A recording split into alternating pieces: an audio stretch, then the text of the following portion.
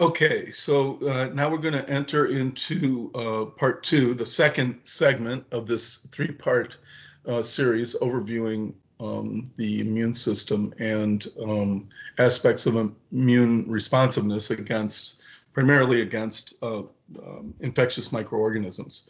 This second part is going to consider issues regarding the fourth layer of defense that we had talked about. This is the adaptive immune system. There are two forms of adaptive immunity. There's antibody-mediated immunity, and then there's cell-mediated immunity. We'll start by talking about antibody-mediated immunity first. It's the most complex. So here we have a schematic of what we pretty much overviewed during the first segment of this presentation. We talked about these various barriers to infection that are just always there. They're always on. There's nothing special that has to happen to activate them, to provide them. Physical barriers like the skin, mucous membranes, physiological barriers such as the fever response and nutrient requirements and oxygen requirements of the pathogen. And then finally, we talked about inflammatory responses involving granulocytes and macrophages. Again, these are sort of innate to the host. They're there all the time. And so they're often categorized under one big umbrella referred to as the innate immune system or innate host defenses. The fact is, however, that even though these barriers to infection work pretty well, they're not super effective all the time, especially against particularly virulent microorganisms. They might hold things up for a while, keep the infection from progressing rapidly, which is really, really important. And I don't want to downplay that at all. It's extremely important. But there's another layer of of host defense that is engaged as well. But it just takes a while, maybe a week or more, for it to become fully activated. And so these innate barriers to infection are super important for kind of keeping things together while the fourth layer of defense gets geared up. So sometimes inflammation is just not enough. That's the point. And so we have this so-called adaptive layer of immunity, which, as the name suggests, is a form of immunity that sort of adapts to the infection in ways that make it better dependent on what the course of the infection is. So there's a sort of continuous response of cells that are involved in adaptive immunity, primarily B lymphocytes and T lymphocytes that we'll be talking about in some detail in a minute. But these cells, these lymphocytes, are able to change, enhance, improve, whatever adjective you want to use, their activities, their functionalities, so that they get better and better and better as the infection progresses. So they're adapting to the infection in a way that allows improvement, and that's why we call it adaptive immunity. Specific adaptive immunity is really the more complete term because we've added in this word specific. It's a really important word because it helps distinguish between this form of immunity and the innate immune responses or layers of defense that we mentioned before. Specific, meaning that this form of immunity is able to distinguish among different pathogens, whether it's a virus or a bacterium or a fungal pathogen. And it's really important to be able to do that because these different pathogens have different ways of hurting us. And so we need to have different ways of adapting to them so that we can neutralize those things that they're trying to do to us very specifically.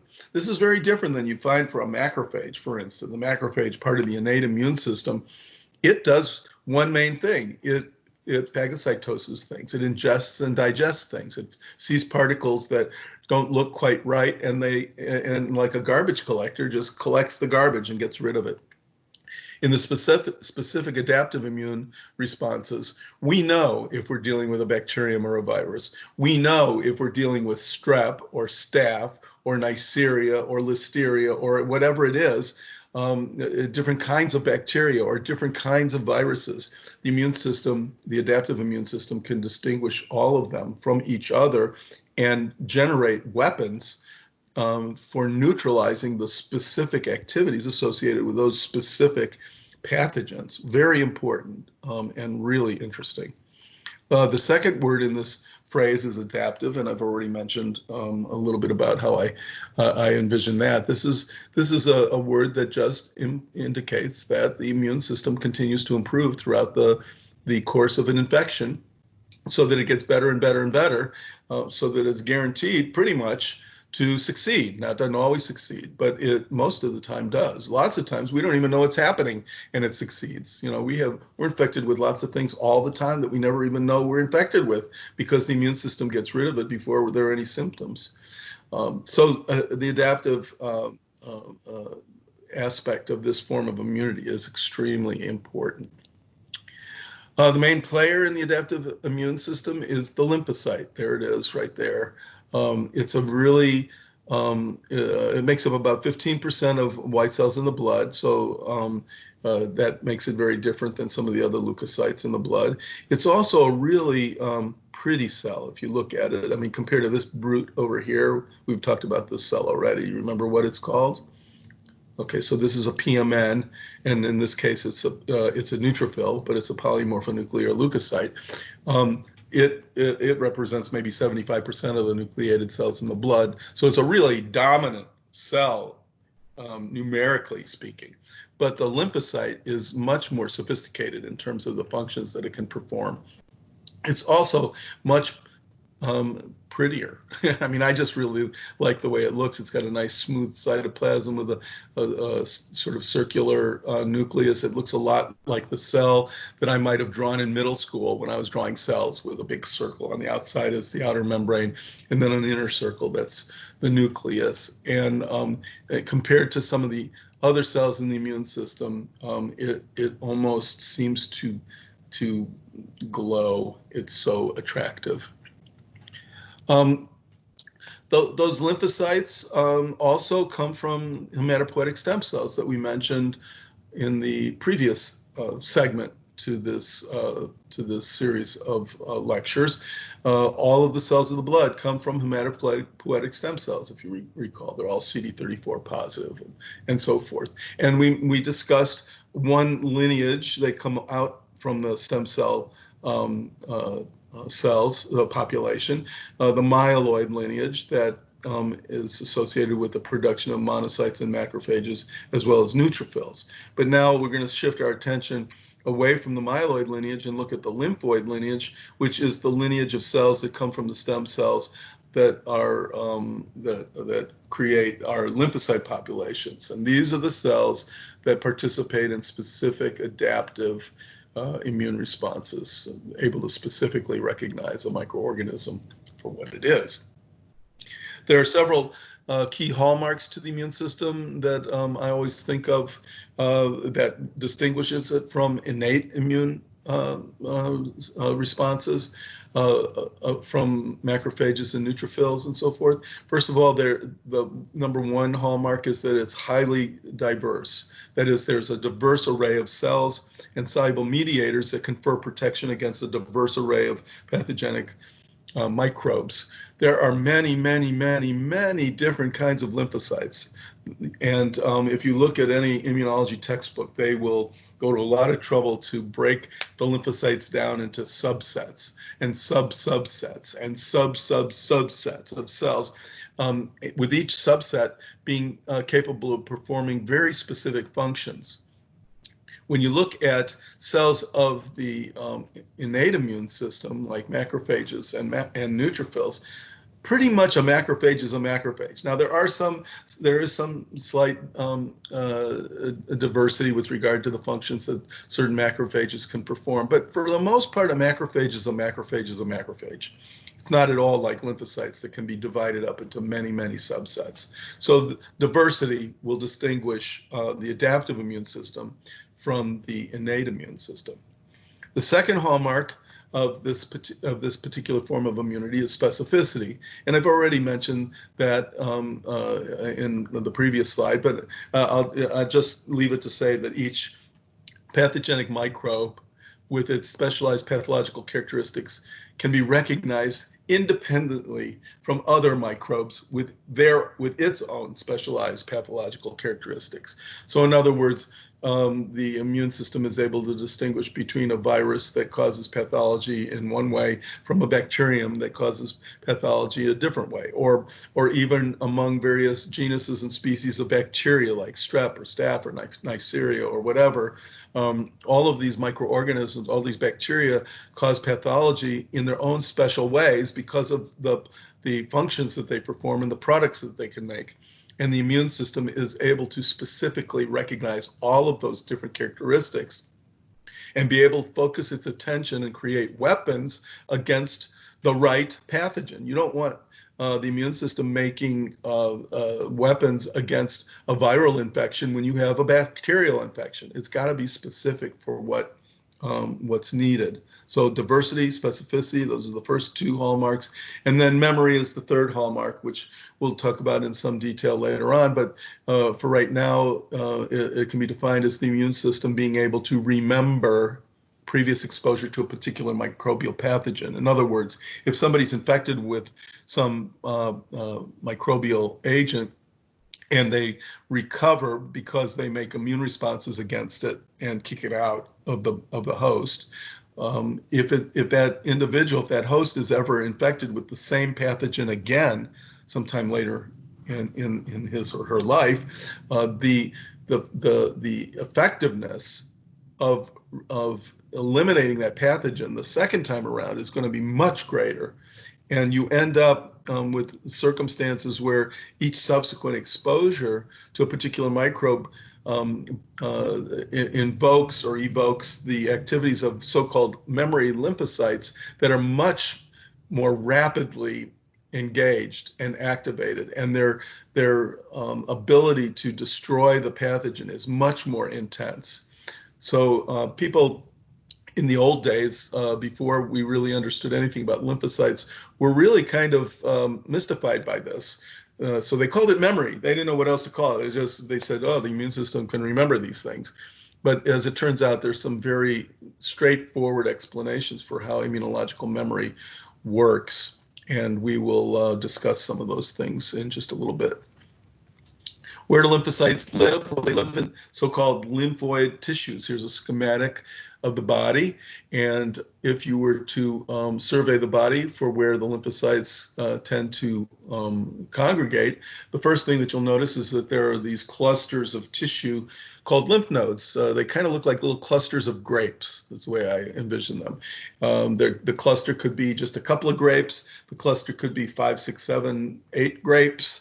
The clusters are different in size or numbers of grapes, of lymph nodes, and they're situated in very strategic places in the body, places where you're likely to have exposure to foreign substances that you might want to eliminate. So we have lymph nodes in the throat, for instance, in case an infection occurs by the oral route, or we have lymph nodes in the gut, the mesenteric lymph nodes, for instance, that line the gut, line the intestine in case of intestinal infections. We have lymph nodes pretty much everywhere. They're like the sentries guarding against pathogens coming into the body. We even have a couple of lymph nodes behind the knees called the popliteal lymph nodes.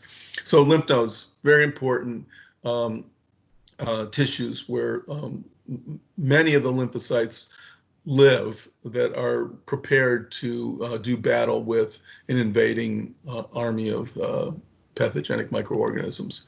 There's also the spleen right over here, a little delicate organ. A lot of stuff goes on in the spleen. The spleen's responsible for producing red blood cells and all kinds of things. But it also is the home to lots of leukocytes, both of the myeloid and lymphoid lineages. So we have neutrophils there, we have macrophages there, and then we have lots of lymphocytes there as well. We have the tonsils. I don't usually give a lot of discussion about tonsils because I don't even have any, and I'm sure that many of you don't have them either. It's not unusual for kids to undergo tonsillectomies when they get burdened or overburdened with certain infections, but they are lymphoid tissues nonetheless. They're kind of not quite as well formed as lymph nodes, but they sort of look like lymph nodes. Some people call them a poor man's lymph node. Anyway, lymphoid tissue in the throat. There's the thymus. That's another organ. It's a gland that is super important with regard to the development of the immune system. Cells of the T lymphocyte lineage, and we'll say a couple more words about that in a few minutes, but cells that are born in the bone marrow from the hematopoietic stem cells, some of them are genetically programmed to become T lymphocytes, but before they can become fully active, fully mature, fully developed, they have to go to the thymus first to receive certain signals, and then they become fully ready to go and to help us out with host defenses and so forth. So the T in T lymphocyte reminds us that it has to go through the thymus, T for thymus, in order to become fully developed. And then finally, the final lymphoid tissue I wanted to mention are the Peyer's patches. These are kind of really I don't know, histologically unorganized tissue but where a lot of lymphocytes seem to live, that line the intestines, and very important for providing lymphocyte activities that are important for gastrointestinal infections. Okay, one of the most important properties of cells in the immune system is the ability to specifically recognize different foreign antigens. So what I'm going to do now is marry the discussion regarding specificity of cells of the adaptive immune system with the term antigen. An antigen is often something foreign, but doesn't have to be foreign, that the immune system can recognize. The immune system can detect. So the specificity of an immune response starts with the ability of cells of the immune system to recognize foreign antigens. So anything the immune system, like lymphocytes, can recognize, bind to, is considered to be an antigen. Now, the catch to all of this is not all antigens are able to stimulate effective immune responses. So recognition of an antigen is one thing. Activation of an immune response against the antigen is something entirely different. We've coined a term to sort of describe that situation. The term is immunogenicity. Immunogenicity. Anytime you see a word with genicity in it, think of it as being generating. So this is immunogenerating or immune response generating. So a molecule, an antigen that's able to effectively generate or activate an immune response would be said to have high level of immunogenicity. So we have highly immunogenic antigens and we have low immunogenic antigens, and some antigens that don't have any immunogenicity at all. So the ability to produce specific immunity against an antigen is immunogenicity, and it's a word that we're going to speak to several times in the next few minutes. All right, recognition to antigen or binding to antigen requires biochemical complementarity. So the first thing I want to say about this is that the word recognition often bothers people. It's like, how does a lymphocyte recognize something? I mean, it's not like a handshake or how you doing, I recognize you. But recognition for an immunologist implies that there is a binding event that occurs. So you can actually superimpose or that's not the right word, whatever it is. You can replace the word recognition with binding to antigen and get the same message if you're discussing the interaction between cells of the immune system and antigen. So to say that a lymphocyte can recognize an antigen is to say that that lymphocyte is capable of physically binding to that antigen. The ability of the cells of the immune system to bind to an antigen or recognize an antigen requires a certain principle called biochemical complementarity. Biochemical complementarity. And what I'm going to be describing in the next minute or so is that biochemical complementarity implies the ability of two molecular structures with different biochemistries to actually attract each other. They complement each other. Okay, so now I'm going to try and sort out what I mean by that. So in the first example, we could think about a particular binding event that results in a positive association. That is, two molecular structures bumping into each other, binding to each other, and staying bound, staying stuck. Okay, so if we were to, for example, imagine that this is an antibody molecule, and we'll be talking at length about antibodies in a little while, but here we have an antibody molecule. Antibodies are made out of protein, and proteins are made out of amino acids that are strung together. There are 20 or so different amino acids in nature, and so you get different sequences in different protein molecules. In this particular antibody, which we'll call antibody 1, there are these 1, 2, 3, 4, 5, 6, 7, 8, 9 amino acids, each box representing a different amino acid. And I said there's 20 or so different amino acids. They have different molecular biochemical structures. Some of them are negatively charged. Some of them are positively charged. Some of them don't have any charge. Some of them are hydrophobic and don't like to be mixed together with water. They have different sizes. Some of them are very small and compact. Some of them are huge and bulky. And all of these characteristics, whether it be charge or hydrophobicity or size, determines what the overall structure of the protein looks like. Okay. So what we have here is amino acids in antibody 1, the first one being negatively charged, the second one being positively charged, the third one having no charge, the fourth one being positive, then positive, then positive, then negatively charged, and then positively charged. So that's a string of amino acids with different charges. And these charges, just think about your typical magnet. You know, there's a positive charge side and a negative charge side. And the fact is that positives and negatives attract each other, and positives or negatives and negatives repel each other. And that's the part of one of the guiding principles in understanding what biochemical complementarity is all about. So here we have an antibody with all these amino acids, and now we have an antigen, a molecule that we want to interact with, we want to bind to in order to stimulate the beginnings of some process, some immune process.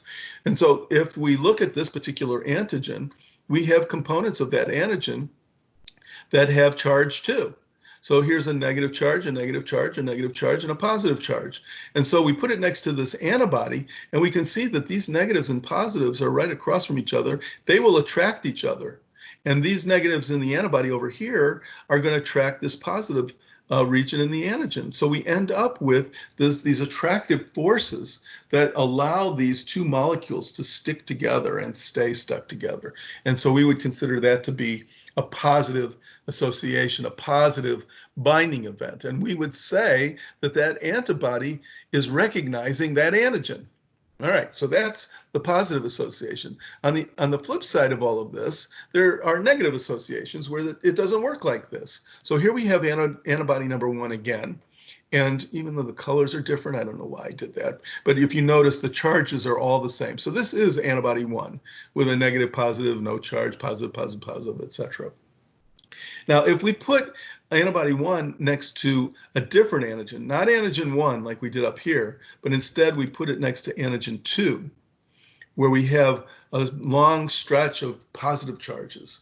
And it comes up to interact with this antibody. And these positives on the antibody and these positives on the antigen get close to each other. You know what's going to happen when you have two positives facing each other. They are going to push back. They're going to repel each other, just like the poles, the positive charges in the positive end of one magnet is going to repel the positive and of another magnet. They're going to just blast it apart. And so you end up with no interaction. In fact, you have a negative interaction. It's pushing away.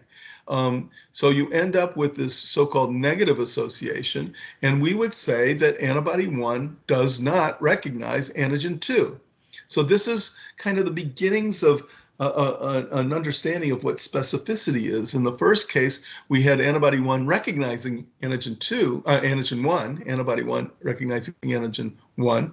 So that is recognition, positive recognition. And then we have antibody 1, same antibody, not able to recognize antigen 2. So it's specific. Antibody 1 is specific for antigen 1. It is not specific for antigen 2. Okay, makes sense, I hope. All right, then when we take this molecular sort of scenario and put it into a more cellular basis, cellular framework, we have a process that we refer to as clonal selection, which is the ultimate basis for lymphocyte specificity. So we're going to go through this pretty carefully. So we have here a lymphocyte number 1. Lymphocytes are generally round, not egg-shaped, but I had to squish it a little bit to get it into this slide. Anyway, this lymphocyte has on its surface this red molecule, shown right here, this red molecule. That molecule happens to be the receptor for the antigen for which this lymphocyte is programmed to respond against. Okay, and this is one molecule of the receptor. In reality, there's probably somewhere between 25,000 and 50,000 of these molecules on the surface of this lymphocyte. So it's not just one receptor molecule that's providing all of this action that we're going to be talking about. So it's just coated with this receptor molecule. Another thing about that molecule is that all 25,000 of them are identical to each other. So they all have the exact same specificity for the exact same antigen. So this lymphocyte is capable of recognizing one and only one antigen. So a receptor for one and only one antigen. Very important. If it was a different lymphocyte, it would probably have a receptor on its surface as well, but would be specific for a different antigen.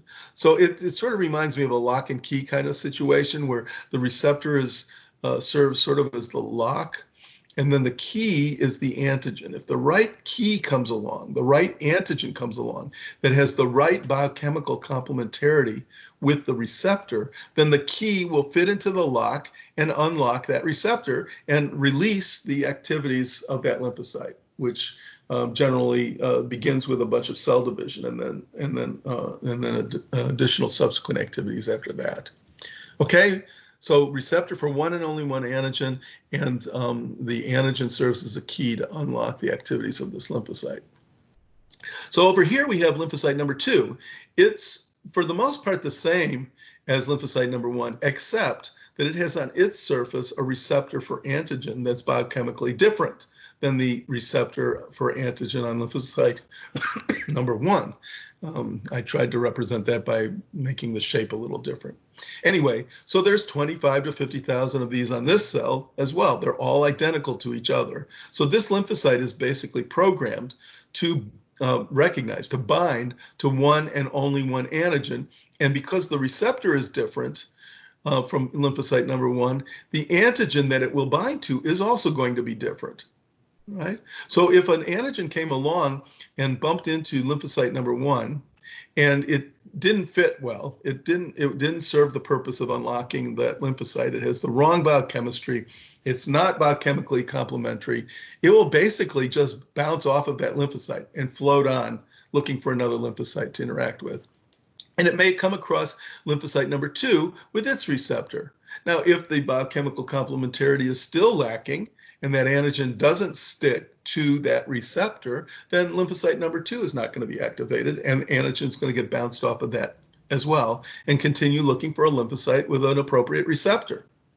Now we have lymphocyte number 3 here in the center, and you can tell it's red, so it must be the star of the show. And it has a receptor on its surface, a really dazzling receptor, if you ask me. and it's ready to interact with any antigen that might come along as well. It might be the same antigen that these two cells, these two lymphocytes, tried to interact with but failed. But along comes the antigen, and this antigen happens to fit perfectly into that receptor. So it's exactly the right key for that lock and is able to unlock the activities of that cell. And that's due to the biochemical complementarity that we discussed in the previous slide, where we have, the charges attracting each other and all of that sort of stuff, so that antigen sticks to that receptor and drives a signal into that cell, and that cell begins to go down an activation pathway that's going to lead to its eventual functions. And as I said, the very first thing that you normally see when a lymphocyte's activated is that it starts dividing like crazy. So here we have the original cell dividing into two daughter cells. And these two daughter cells are genetically identical to each other and genetically identical to the original cell. So there are three cells that are genetically identical to each other. And then these daughter cells also have on their surface the same receptor as the original cell had, because they're genetically identical. And so if this antigen is part of an ongoing infection, the antigen isn't just going to disappear because one round of cell divisions happened. The antigen's still going to be there. And so there's going to be more antigen recognition that it's going to go on with these daughter cells and create another population or another wave of daughter cells, all with the same receptor again.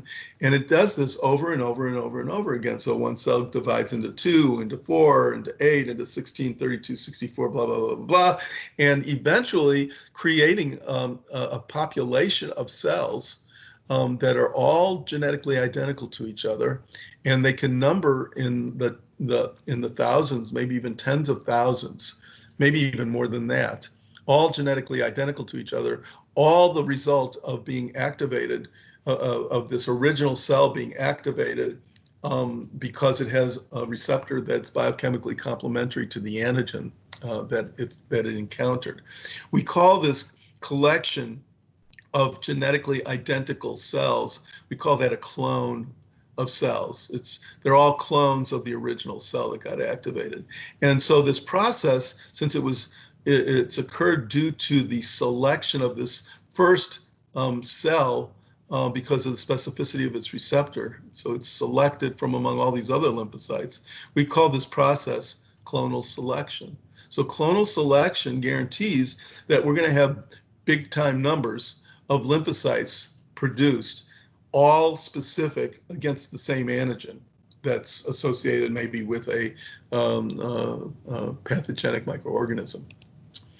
And let's talk a little bit about the antigens themselves that these lymphocytes are recognizing. So here's a bacterial cell. It's a little weird looking. It kind of looks like a tab of aspirin or something. But anyway, this is a bacterial cell. And the typical bacterial cell has on its surface a number of different molecules, mostly protein molecules. And these molecules have various functions with regard to what the bacterium needs. Some of them might be molecules that are important for transporting nutrients into the cell, or some of them might be important because they're adhesion molecules that allow the bacterium to stick to certain substrates, to certain tissues or what have you. Some of them might even be part of little external organelles called flagella, which are little whip-like tails that allow the bacterium to propel itself in various directions. There are a lot of different reasons and ways that these molecules on the surface of bacteria are very important to the bacterium itself. But the fact of the matter is, these molecules that are associated with this bacterial cell are not human. So they're different, they're foreign. And for that reason, lymphocytes exist in the human host that are able to recognize through their antigen receptors each and every one of these molecules. And right now I drew this with I think there's 5 shaped structures on this cell. There's usually more like 30 of these different molecules on the surface of the typical bacterial cell. So the immune system, your immune system, is capable of recognizing all 30 of those molecules. At least the potential exists, depending on how immunogenic those molecules are. Another thing about this collection of molecules on the surface of this bacterial cell is that the exact collection of these antigens differs depending on the genus and species of the bacterium. So if you're looking at staph or Staphylococcus or Streptococcus or Neisseria or whatever, each one of those kinds of bacteria have different collections, different kinds of molecules on their surface that can be distinguished from each other. And so it becomes useful because the collection of those molecules are kind of represent a fingerprint of the microorganism. So if we're able to determine what the collection is on a particular bacterial cell that's creating an infectious state, we can figure out very quickly what the bacterium is. And if we know what the bacterium is, then we know what antibiotic to use and what to anticipate with regard to the course of the infection and symptoms and all of that stuff. So having that information about these different collections of antigens on the surface of bacteria can be very practical, very useful to us as far as diagnosis and so forth. But when we look at them in terms of what they represent with regard to the host's ability to generate immune responses against this pathogen, what it tells us is that each one of these different molecules, whether it be the yellow box or the blue star or the purple triangle, whatever it is, these are all molecules that are biochemically distinct from each other, which means that that the lymphocytes that will recognize them are going to have receptors that are biochemically complementary to each one in different ways because because the biochemistry of each one is different. And so what we find is that when this bacterial cell enters the body and we begin generating immune responses, what we will find is that different antigens will stimulate different clones. And after these different clones are stimulated, they may start producing their antibodies. So you might get one clonal response, one clone of lymphocytes that's generated that ultimately produces antibody against the purple triangle antigen. In the meantime, there's another lymphocyte that got activated by the yellow box antigen because it has a different receptor, it's a different antigen structure, and it will produce its own expanded clone, which will ultimately produce its own specificity, reactivity of antibody. So you get antibody that's produced against the yellow box antigen. So you have to think about this as though there are these absolutely independent, separate immune responses occurring in parallel. So there's a response against the purple triangle antigen, there's a response against the yellow box antigen, there might be a response against the blue star antigen, I don't know. A lot of it has to do with how immunogenic these antigens are. Some of them are super effective at stimulating immune responses. Some of them don't do it very well. They have low immunogenicity. So there may be no antibody detected against some of these other antigens that are on the surface of this bacterial cell.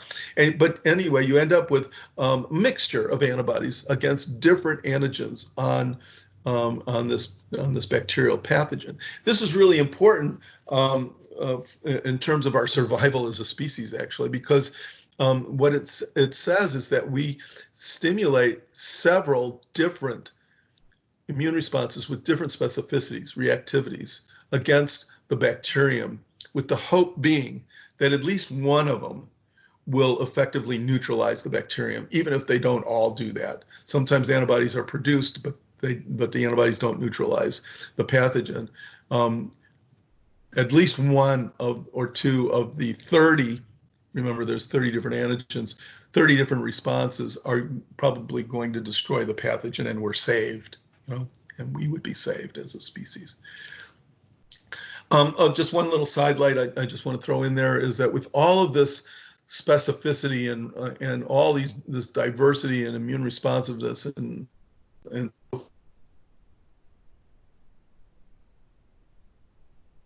forth, the one thing that self and non-self, self and non-self. So if there's a response that begins to occur that's directed against the I'm having a little bit of trouble here with this.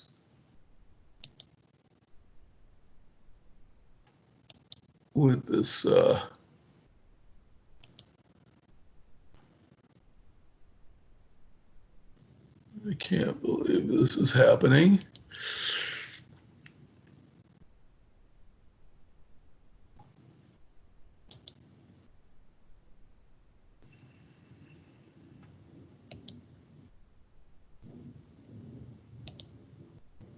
Okay, sorry about that. I just love electronics and computers. Anyway, all I was going to say was that our immune system is capable of distinguishing between self and non-self.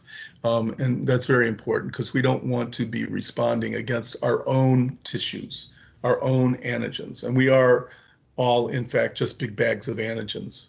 No offense to anybody, but our immune system is regulated in a very special way so that we don't tend to respond against ourselves. Otherwise, we'd end up with, autoimmune diseases and all of that sort of stuff constantly. That would be a big problem. Okay, there are two major arms of the adaptive immune system, antibody-mediated and cell-mediated, as I mentioned at the beginning of this segment. Antibody-mediated immunity is the form of immunity that's best suited for combating extracellular infections, that is, infections where the pathogen generally lives outside of the cells, host cells. They may be on top of the host cells or under the cells or next to the cells or floating around in the fluids or whatever, but they're not inside cells. The prime example of an extracellular infection are most bacterial infections. Most bacteria live outside of cells. Now, there are a few bacterial types that like to live inside of cells, and I realize that, like Listeria and chlamydia and so forth. But most bacteria like to live outside of cells, and we need antibody produced, which are soluble proteins that can hunt them down no matter where they are, bind to them, and destroy them.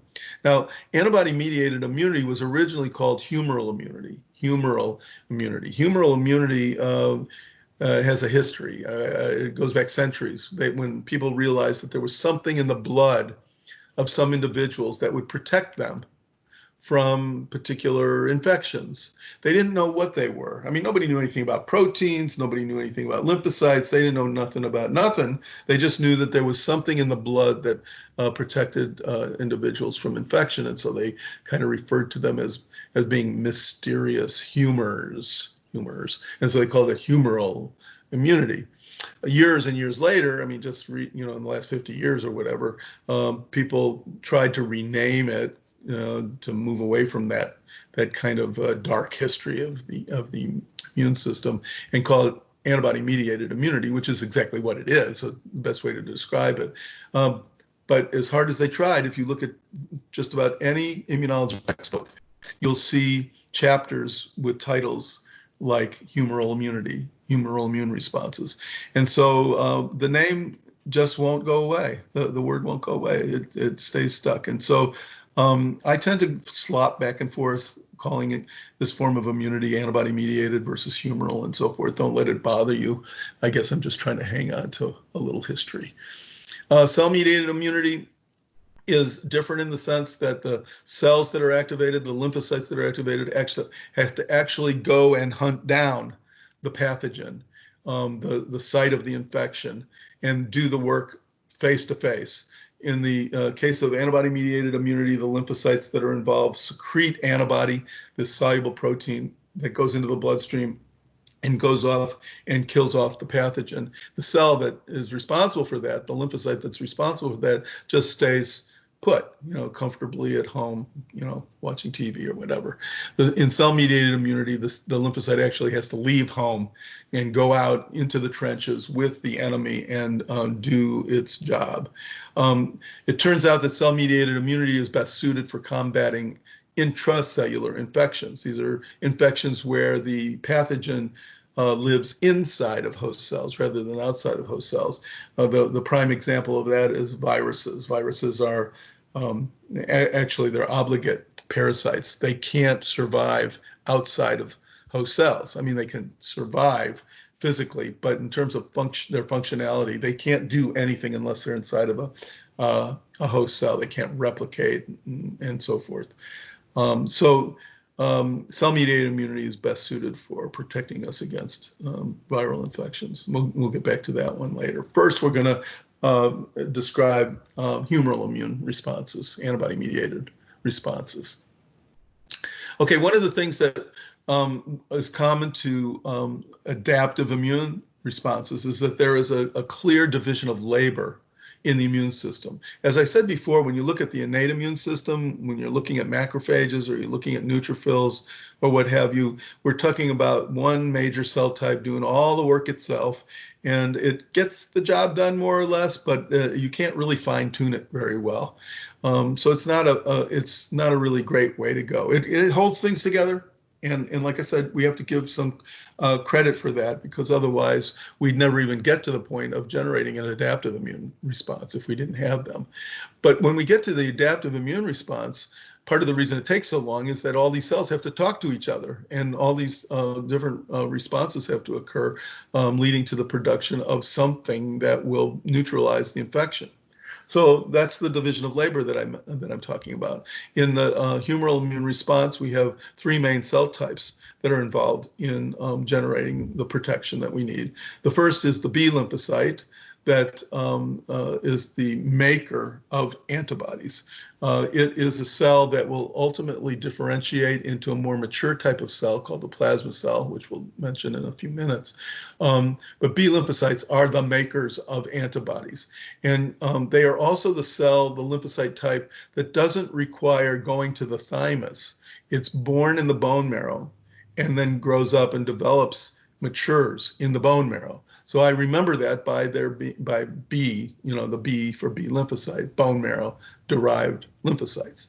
Now, one interesting bit of history, since we've been talking about history a little bit, the B in B lymphocyte really doesn't stand for bone marrow at all. It stands for the tissue in chickens in which these lymphocytes were first discovered, the tissue being the bursa of Fabricius in the chickens, bursa. So B really stands for bursa, not bone marrow. And you could bring that up sometime, at some party or something, and impress people with your knowledge of immunologic history. Anyway, the B cells come out of the bone marrow. They're ready to make antibodies, but they really can't make them very well unless their activities are enhanced by another cell type, that being the T lymphocyte. Now, this is the lymphocyte that has to go to the thymus in order to fully develop, and can't do anything unless it goes to the thymus first. It's like going to school to learn extra lessons at the end. Then it comes out and it's ready to do its job. One of the jobs that a certain subset of T lymphocytes does, and there are many different subsets, but one of the subsets is to regulate enhance the activities of the B lymphocytes. They were originally called helper T cells. So sometimes you'll see in the literature and textbooks a reference to helper activity. They are helper T cells. They help the activities of B lymphocytes. And then the third cell type isn't a lymphocyte at all. It's a dendritic cell. And dendritic cells are more related to macrophages than lymphocytes. They kind of have the same sort of functional capabilities. They're able to ingest antigen and digest antigen. But what they also do in a very clever way is, during this digestive process, is that they don't digest the antigen all the way down to atoms or something. Instead, they digest the antigen down into fragments of its original structure. So dendritic cells ingest antigen, digest antigen into fragments of antigen, and then they transport those fragments back up to their surface membrane, their outer membrane, and place them outside on the surface of the dendritic cell. And that enables the dendritic cell to present those antigen fragments to lymphocytes, primarily T lymphocytes. So we often refer to dendritic cells as being antigen-presenting cells, APCs. So these dendritic cells are APCs. There are other kinds of APCs as well, but this is one of the main ones.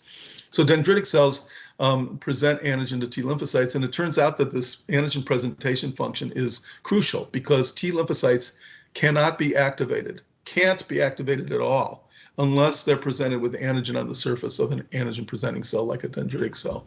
B cells are not so finicky, but T cells, they won't be activated unless they see the antigen on the surface of a APC. So here's the antibody. Here's the molecule that we're trying to create, a messenger of death. It's produced by lymphocytes that come from the B cell lineage and secreted out into the circulation and sends a deadly message to whatever the antigen was that stimulated the response in the first place. As you can see, there are, it's a very colorful molecule. There are 4 chains of amino acids that are depicted here. So first of all, antibodies are proteins, actually glycoprotein proteins. There's some carbohydrate attached to a few places on it, but for the most part, they're proteins. Proteins are made out of amino acids, and each one of these balls represents an amino acid. And as I said before, there's about 20 or so amino acids in nature. And so you have them all the amino acids represented, but in certain sequence along the chain. So if you look at the blue chain over here and start at the top of the molecule, this is the so-called amino terminal end of this chain, for those of you that remember your biochemistry. At the amino terminal end of this molecule, if you start sequencing the amino acids in the chain, they're kind of twisted around each other, but it's all one linear chain going down, down, down, down, down, down, down, all the way to the other end that we refer to as the carboxy terminal end of the chain, carboxy terminal end of the chain. And it has a certain sequence of amino acids. Now, if we look at the red chain over here, which is similar in size to the blue chain, if we look at its amino acid sequence, what we discover is that the sequence is identical to that of the blue chain. And the only reason that we used 2 different colors was just so that I could show you that there were 2 chains. They're actually exactly the same chain type. I mean, they have the exact same amino acid sequence, so they are identical to each other. And then if you look at these other 2 chains, they're about half the size of the first 2 chains. So these are rather large. These 2 are pretty small, half the size, smaller. So we have this sort of puke green color chain over here and the yellow chain over here. And they also have an amino terminal end and the carboxy terminal end, and they have amino acid sequence. And if you compare the sequences, amino acid sequences of the 2 chains, you'll discover that they are identical to each other as well. So the chemists, the biochemists that first started describing these molecules labeled the 2 larger chains as the heavy chains of the antibody. And so we would say that every individual antibody molecule has 2 identical heavy chains, identical in the sense that they have certain amino acid sequences. We would also then say that each individual antibody molecule has 2 individual light chains, each with the exact same amino acid sequence. So they are identical to each other. So we have 2 identical heavy chains combined with 2 identical light chains in a way in which one light chain is associated with one heavy chain and the other light chain is associated with the other heavy chain. And if you look at this thing by like X-ray diffraction studies and things like that, where you can really look at the molecular structure of all this, what we find is that there's a little pocket or groove that is created at the amino terminal end of the light chain coming together with the amino terminal end of the heavy chain. So there's a little pocket there. And on the other side, we have another pocket right there as well. And it turns out that when we look at where antigen recognition occurs, it's in those pockets. So we have an antigen binding site on the left and an antigen binding site on the right. The ability of this antibody molecule to bind a particular antigen comes from the biochemical complementarity that those regions, these antigen binding site regions, have with the particular antigen that the antibody is being bound by. So we have 2 antigen binding sites. Now think about this for a second. If I asked you what is the specificity of the antigen binding site on the right How does that compare to the specificity of the antigen binding site over here on the left? Well, if you think about it for a second, you'll realize that since we have two identical light chains, two identical heavy chains coming together in pairs like this, the antigen binding sites must be identical to each other.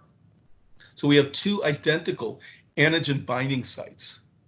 And this becomes very important for some of the functions that this antibody is going to be involved with, which is binding to antigen, to one antigen molecule with one antigen binding site, being able to bind to a second antigen molecule of the same kind with the other antigen binding site, and basically bridging them together, cross-linking these antigen molecules, which is the first step in several different processes that exist for eliminating that antigen.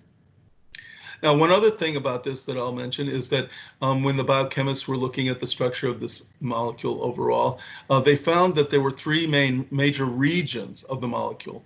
One region is this kind of arm over here that has the green light chain and the top half of the red heavy chain. And then we have this arm over here that is made up of the yellow light chain together with the top half of the blue heavy chain. And when they analyzed this, they actually cut the molecule up by biochemically into fragments. And so they referred to these two fragments as fragments that could bind antigen. So they called them fragment antigen binding regions, fragment antigen binding, FABs. So there are two FABs associated with the structure of any antibody molecule like this. And then what they also found was when they cut off the two FABs and were left with this sort of stump. I kind of think of this as a tree almost, with a trunk of the tree, and then there's the rest of the tree at the top. If you take just the trunk part, cut it away from the rest of it, it becomes very insoluble in aqueous solutions, and will fall out of solution and turn into crystals, form crystals. And so they called that the fragment crystallizable, the FC fragment. So every prototypic antibody has two FABs, fragment antigen binding, and one FC region. Right. Comes in handy when we start talking about its structure a little bit more. Okay, and here's, we're just taking away all the color and everything and just laying it out, just to make a couple of final points. Here's the two identical heavy chains in this one molecule.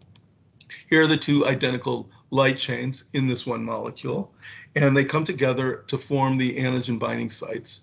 Now, this whole structure is very stable. It has to be stable because antibodies tend to go to kind of yucky places in your body sometimes. And if they're not really stable and strong and put together really well, they'll be degraded and won't be able to do us any good.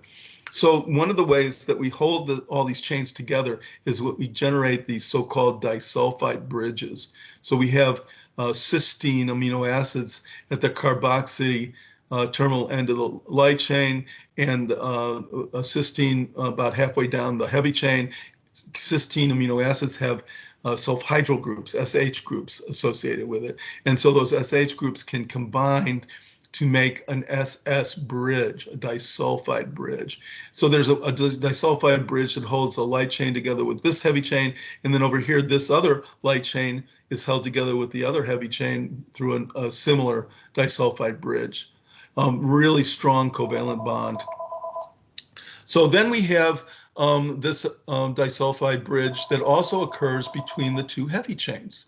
The disulfide bridge occurs about halfway down the distance of the heavy chains, right, kind of in the middle, and holds those two heavy chains together. So we have covalent bridging between each heavy chain and each light chain, like these, creating these two FABs, these two fragment antigen bindings. And then we have this other disulfide bridge that holds the two heavy chains together. Very, very stable, strong molecule.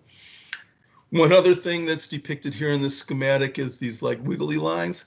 These wiggly lines are supposed to represent the regions of flexibility. They kind of look like little springs or something, right?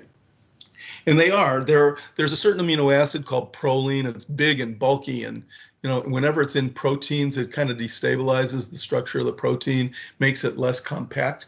There are a lot of proteins in this region, and it serves as, like I said, a region of a point of flexibility, so that these two FABs can actually swing around in different directions when they're reaching out to bind to their antigen.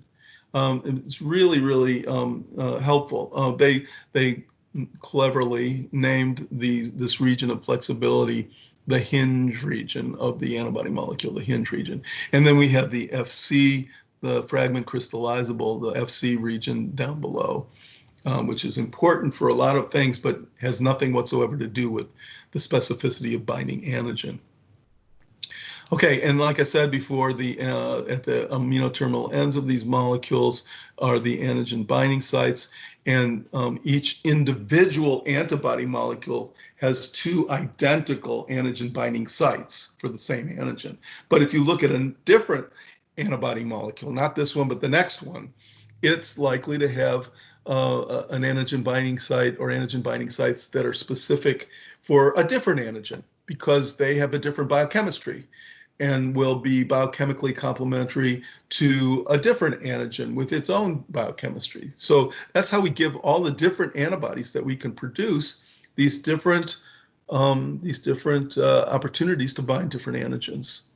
It's a very cool setup, and in fact, it's been estimated that we can produce antibodies that recognize somewhere over 1 billion different antigens in our antigenic universe. It's just very cool. Okay, then one last thing about antibody structure that's kind of important, but it also is a pain because it means remembering little extra details. There happen to be different kinds of antibodies. There's not just one typical conventional antibody. There are actually 5 major classes of antibodies, and then within some of those classes are subclasses. So altogether there are 9 classes and subclasses of antibodies, and they are determined by the heavy chain of those antibodies. And what I mean by that is that if you do the amino acid sequencing of the heavy chain proteins, what you'll find is that they can be grouped according to their sequences and the exact amino acids that are in those sequences. They can be grouped into 5 major categories, 5 major classes of antibodies. So in other words, we have different heavy chains. Mu heavy chain, for instance, and I should apologize right up front, immunologists are obsessed, just totally obsessed with Greek letters. So there's Greek letters going to be all over the place now, so get ready. Anyway, there's one class of heavy chain that we call the mu heavy chain that has a particular amino acid sequence, especially down in its FC region. Then there's a delta heavy chain that has a particular amino acid sequence down in its FC region. Then we have gamma heavy chains that are different from mu or delta, but in fact can be grouped into 4 subsets as well, or subclasses, because of slight differences in their amino acid sequences. So as a group, they're all different from mu or delta. But then when you look at just the gammas alone, we find that they can actually be distinguished from each other into 4 categories. So those are the 4 subclasses of the gamma heavy chain. Then we have an epsilon heavy chain that's different from mu, delta, or gamma. And then we have alpha heavy chains that are different than the other 4, and in fact have been found to contain 2 subclasses of alpha heavy chain, alpha 1 and alpha 2. So then once they discovered all these different chains, then they started talking about different categories of antibody or different classes of antibody. So antibodies with mu heavy chain are referred to as IgM, delta heavy chains are in IgD, gamma heavy chains are in IgG antibodies, and since there are 4 different heavy chain subclasses, we label the IgGs into 4 subclasses as well: IgG 1, 2, 3, and 4. Then epsilon heavy chains are in IgE, and alpha heavy chains are in IgA. And since there are 2 classes of IgA, or of alpha heavy chain, we have IgA1 and IgA2. Right now, I keep clicking on this thing by accident. I'll do it on purpose now. The most important message in all of this is not only are there different classes and subclasses of antibodies based on what heavy chains they have, which is kind of a pain because it means we have to remember that much more detail. But it's really important that we appreciate the fact that there are these different classes and subclasses because it's been discovered that there are significant functional differences among the different antibodies that have these different heavy chains. They can do different things. So, for instance, there are some antibodies that are primarily suited or best suited for being in the bloodstream and dealing with infections in the blood. And IgM and IgG are really good at being in the blood and taking care of business in the blood. So that's good. But then it turns out that certain subclasses of IgG don't always stay in the blood. They can go certain places, and one of the most interesting places they can go is across the placenta during pregnancy. So IgG allows the mom to provide immune protection to her developing fetus so that when the baby's born, the baby is not just completely devoid of any ability to resist infection. The baby is sort of ready to go, at least temporarily, because of all the IgG that's crossed the placenta into the circulation of the baby. IgE is another good example. IgE antibodies is really good against parasitic infections, much better than IgM and IgG. IgE cannot, well, let me go backwards. IgM and IgG have associated with them the ability to collaborate with or activate the complement cascade. Remember the complement cascade? We talked about it a little bit. We talked about generating C3b and C5a and the MAC attack and all of that stuff. Well, think about all of that. And what I had told you was that there are certain things that will activate the cascade, activate the pathway. And there are multiple things that will do that. One of the main ones, though, is antibody. Presence of antibody together with the pro enzymes in the complement cascade gets the pathway going, gets the cascade going. And IgM and IgG do that best. So they are significantly different, functionally speaking, from IgE or IgA because IgE and IgA can't activate complement. But IgE is better at protecting us from parasitic infections than IgM and IgG is.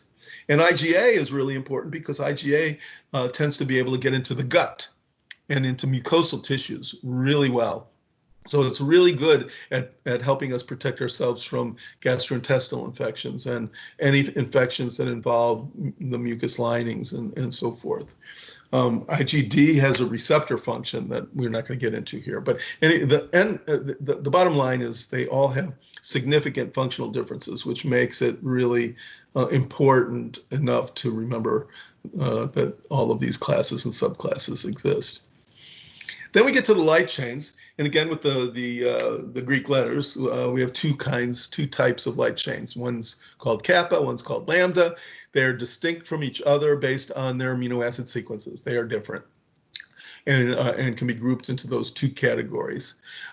Either one of those two light chain types can associate with any of the heavy chain types. So you could have an IgM that has kappa in it, and you could have an IgM that has lambda in it.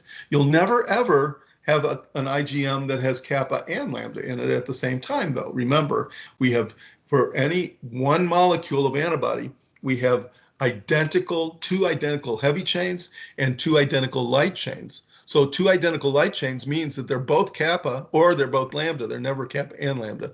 That never happens, not in health anyway. There are some weird disease situations where something might go wrong. But for the most part, it's either a kappa antibody or a lambda antibody. And those two light chains can associate with mu heavy chains in IgMs, or they can associate with gamma heavy chains in IgGs, or they can associate with any of the other classes of heavy chains as well. So we see that they are distributed among all of the different classes of antibody equally well. And it turns out that when you look at human antibody populations in the blood, that about half of the total antibody in a human being is kappa, and the other half is lambda. So it's about half and half. Now, here's where the kind of practical joke on us comes in. I don't know why we have evolved to produce these two light chain types. Nobody does. Nobody's been able to identify any significant functional difference between antibodies that have kappa in them versus lambda. So this, to me, is just one nasty joke that just makes it necessary to remember a little bit more information for no particular reason. Okay, I'll be aggravated for all of us. Okay, so here's the antibody. You know, I like to have my visions. Here's my vision of an antibody, and it is represented here by an apple, which represents the antigen, and in the back is a hand, and that hand might represent the heavy chain of an antibody binding site in one of those FAB regions of the antibody. And the chain in the back has biochemistry that's complementary with the biochemistry of the apple. And so they attract each other, they stick together. But to really make sure that it stays stuck really good and tight, there's another chain, the light chain that's in the front. So we have this other hand. It also has biochemistry that is complementary to the biochemistry of the apple antigen. And so together, the heavy and light chain kind of pinch together and hang onto that apple really strongly. Okay, so that's my vision of antibody binding to its antigen. I get these visions. What can I say? Once bound to its specific antigen, the antibody mediates its destruction. There are multiple ways that can happen. We don't have time really to talk about them. One of them is to activate complement, as we mentioned before, but there are other ways as well. Okay, so to summarize the antibody response itself, in a nutshell, it goes something like this. Here's the antigen coming into the body on probably some protein molecule or something on the back of a pathogenic microorganism. It comes into the body and interacts with B lymphocytes. All of these B lymphocytes have receptors for antigen, but only a tiny, tiny, tiny number of them have a receptor that's biochemically complementary to this particular antigen. And when that happens, that B cell is given a signal by binding to that antigen that gets it wanting to start dividing to make more B lymphocytes. But it can't quite do it. It needs a little extra help. It needs another signal. So this is the first signal, and it really gets the B cells going, but not completely going. In the meantime, the same exact antigen is activating a tiny subset of helper T cells that are specific for this antigen and are able to then provide signals, usually mediators and cellular interactions that we don't have time to discuss right now, but these helper T cells will provide a second signal to the B lymphocytes. So there are two signals that have been provided, one from the antigen and one from this helper T cell. And we need two signals to activate this lymphocyte as a protective mechanism of our own. We don't want lymphocytes being activated nilly-willy. Nilly-willy, is that actually an expression? Anyway, that we don't want lymphocytes accidentally activated because they eventually generate really destructive forces, and we don't want them. We don't want to generate those forces unless we mean it. And so this kind of guarantees that this lymphocyte, this B lymphocyte, is only going to be activated when the right antigen and the right T cells are around. So now this B lymphocyte gets activated and undergoes that clonal selection and expansion process that we described before, so that we generate tens of thousands maybe of the same lymphocyte. They're all genetically identical to the first one, all able to recognize this original antigen. But then something really special happens, which is that those B cells undergo a differentiation event where they turn into a second cell type. It's sort of a precursor progeny sort of relationship, sort of like what we had described before for monocytes differentiating into macrophages, same sort of deal. So these B cells get certain signals during the response that drives some of them anyway into becoming plasma cells. Well, plasma cells are not B cells anymore. They're not lymphocytes anymore. They don't have receptors on their surface. What they do have is the ability to produce huge amounts of protein.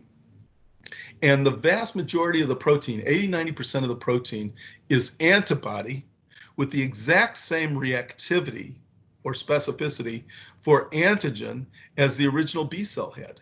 So we've now translated all of this information down into to the level of the plasma cell that's going to squirt out tons of this protein. Now these plasma cells are very cool because here's one. They have this nucleus in the center, which is sort of in a resting state. So plasma cells don't really divide anymore. The B cells divide like crazy, but the plasma cells sort of stop dividing, and they pay all their attention and energy to making protein. And because they make so much protein, they need lots and lots and lots and lots of these membranous layers, which is endoplasmic reticulum, which has associated with them a bazillion ribosomes that are able to mediate the production, synthesis of protein. And as I said, most of the protein that this cell will make is antibody, 80–90% of it, and then secreted from this cell into the circulation. It's a really cool looking cell, don't you think? Anyway, so this plasma cell is making all its antibody, and the antibody gets into the circulation and floats around, bringing its message of death with it until it finds the source of the antigen, which is where the infection is taking place, and then destroys the pathogen. And then we win, yay. Okay, and so if you look at this whole scenario in terms of the amount of antibody that's being produced, you can actually plot the response. So here we have on the y-axis, we have serum antibody titer, or concentration. Titer and concentration kind of are the same thing. And on the other axis, the x-axis, we have time in weeks. And so here we have antigen A entering the body. It may be on the back of a microbial pathogen, or it might be some other kind of foreign substance. It doesn't have to be an infectious agent, but that's the scenario that we've been describing so far. Anyway, it comes into the body, and over a period of about, I don't know, a week, 5 to 7 days or so, if we start analyzing the serum, the blood, for the presence of antibody, we basically don't see anything. There's nothing there. And years ago, when people started evaluating all of this, examining this, exploring all this, they got really confused because they thought, okay, if this antigen is supposed to stimulate the production of something that's going to protect us, shouldn't it do it right away? And it didn't. So they said, oh, well, we'll just call that the lag phase, where nothing happens and the antigen is just settling in or something. We don't know what's going on. But as it turns out, now we know tons is going on. All of the stuff that we've been talking about for the last little while is happening during that time. A very tiny number of B cells is being activated. And I mean tiny. It could be as little as 10 B cells in the entire body with specificity for antigen A. Really tiny. And so even if those B cells, all 10 of them got activated immediately, and they start secreting antibody, you're not going to be able to detect the amount of antibody that they make using the methods that we have available to us right now. There's just not enough antibody. It'd be way too small an amount to be able to detect with our assay methods. And so you see nothing, even though tons of stuff is going on. But then time passes, and all of a sudden, like I said, about 5 to 7 days or so after exposure to antigen A, we start seeing production or the presence of antibody that's reactive with antigen A. And that's only because it's happening right here, only because that's the amount of antibody that needed to accumulate in the blood that would allow the methods that we have for detecting it to be sensitive enough to detect it. So what we see if we follow the production of that antibody is that there's a rise in the amount of antibody, and then there's a plateau that occurs. This plateau could be very narrow, like this one is, or it could go out for some distance. It all depends on how long the infection lasts. So remember, the infection is what's driving all of this. It's the fuel, really, for stimulating the antibody response. And as long as the antigen is around, we'll keep activating B cells and we'll keep making more antibody. But then eventually the antigen will disappear. remember, the whole purpose of this is to destroy and eliminate the antigen. So if we are successful, the antigen will eventually go away. Once the antigen is gone, we no longer can continue driving a B cell response, an antibody response. And so no B cells are making any more antibody. It kind of levels off. And within a certain period of time, it begins to decline. And it declines because all proteins will degrade eventually. So if you have antibody in the circulation, in the bloodstream, it's not going to stay there forever. It'll eventually just break down, degrade and be eliminated. And as that happens, we see that the titer, or the concentration of the antibody, goes down, down, down, down, down, until finally it reaches baseline or near baseline. Sometimes it stays up a little bit longer than we would expect, for reasons that we could talk about another time. Now, this other thing that I prematurely activated indicates that if once the response is over and antigen A has been eliminated this first time, sometime later, it could be weeks later, months later, maybe even years later, antigen A comes back into the body. That means pathogen A comes back into the body. We see production of antibody again, only there are some major differences this time. As you can see, there's virtually no lag period at all. The instant that the antigens in the body, antibody production creates a measurable amount of antibody that's detectable by our methods of detection. So no lag. That's one difference. The other difference is that the slope of this curve is greater, and it goes up much, much higher than the original response did. We call this the primary antibody response, and this the secondary antibody response, indicating the primary or first exposure to antigen versus the second exposure to antigen. Now, this y-axis is probably a log scale, because this really doesn't do justice to the amount of additional antibody that's produced during a secondary response compared to the primary response. Very often the antibody levels reach 10 times or 50 times higher than the levels that were reached during the primary response. So huge amounts of antibody. So no lag, much more rapid production of antibody, reach much higher levels, which means that they stay up much longer as well. So these are all signs that the antibody response has in some way adapted to the infection, so that upon a second encounter with that pathogen, it's able to do the response, do the rejection of the response much more effectively than it could the first time. And that's why we call it the memory response. So this is the secondary antibody response. Some people will just simply call it the memory response, memory anti-A response. Now this whole scenario explains what people were seeing centuries ago, trying to understand how people that were exposed the second time to a pathogen seemed to do much better than they did the first time they saw the pathogen. This memory response is really very simply explained by the fact that during the primary response, a very tiny number of lymphocytes are activated, maybe 10. I'm not kidding, really, 10. And at the end of the response, after all the cell division, there might be 10,000 lymphocytes that are eventually produced. But at the end of the response, when the antigen is disappearing, what ends up happening is that some of the B cells that are sort of on their way to becoming plasma cells aren't driven all the way to the plasma cell state because the antigen ran out. And so they end up falling back into a resting state. They just come to rest.